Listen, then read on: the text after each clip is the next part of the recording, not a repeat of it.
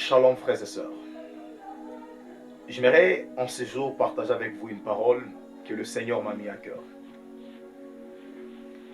Vous êtes la lumière du monde et vous êtes le sel de la terre.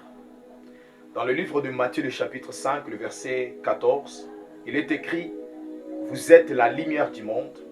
Une ville située sur une colline ne peut être cachée.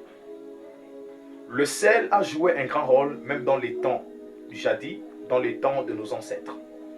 À l'époque où dans nos cultures, il n'y avait pas de congélateurs, il n'y avait pas d'instruments qui permettaient à ce que la nourriture ne pourrisse pas. Et il n'y avait que le sel qui pouvait préserver la nourriture. Il n'y avait que le sel qui pouvait garder la nourriture dans un bon état.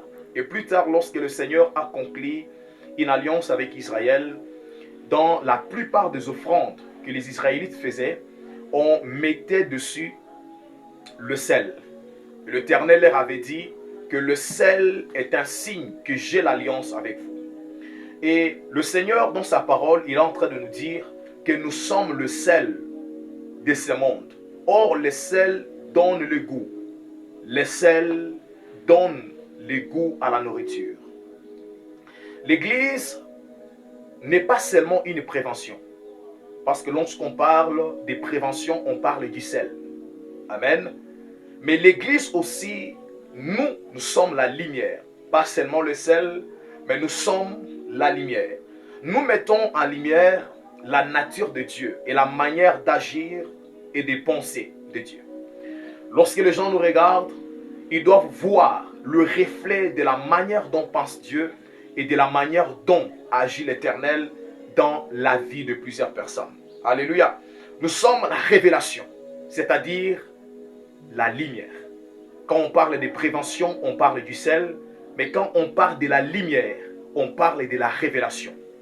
Il est écrit: le monde attend avec un ardent désir la révélation du Fils. Pas la révélation des enfants, mais la révélation du Fils. Parce que le Fils représente la maturité. Le Fils représente un état d'un homme qui a atteint un niveau d'adorer Dieu. On peut servir un Dieu qu'on ne connaît pas, mais celui qui adore, il doit adorer celui qu'il connaît. Et lorsque le monde nous regarde, il tente de comprendre les événements qui se passent dans le monde au travers de notre vie. Parce que nous sommes cette lettre d'amour du Père que le Père a envoyée à l'humanité, que le Père a envoyée à la terre. Lorsque les gens nous regardent, ils doivent lire l'amour de Dieu. Ils doivent lire la bonté de l'Éternel. Ils doivent lire l'expression de l'amour de Dieu, car c'est ce que nous sommes. Et mes frères et sœurs, lorsque nous déformons notre Père Céleste, le monde aura une vision déformée de Dieu.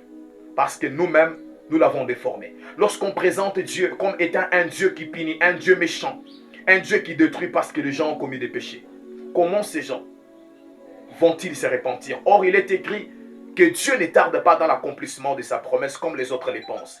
Mais il use de patience, ne voulant pas qu'aucun périsse, mais que tous parviennent à la repentance. Et ma prière aujourd'hui est que l'Éternel vous amène là où il a prévu de vous amener. Et qu'il fasse de vous le sel, qu'il fasse de vous la lumière de la terre. Amen.